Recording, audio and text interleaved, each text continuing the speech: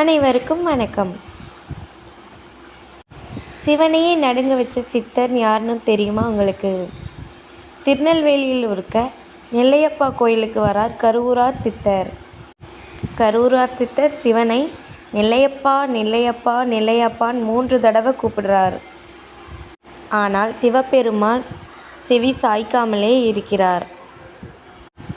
இதனால் கோபமடைந்த கருவூரார் சித்தர், அட நெல்லையப்பா இங்கு இல்லையப்பான்னு சிரித்து கொண்டே சொல்லிட்டு எருக்க எழுக சிவன் இல்லை அப்படின்னு சாபம் கொடுக்கிறார் கருவூரார் சித்தர். இதனால் திருநெல்வேலியில் இருக்க நெல்லையப்பா கோயிலில் எருகம்புல் பூண்டுகள் முளைத்து கோவிலில் மறைத்து நின்றன. அங்கிருந்து திரும்பி பார்க்காமல் நடந்தார் கருவூரார் சித்தர். சித்தருடைய கோபம் சிவனை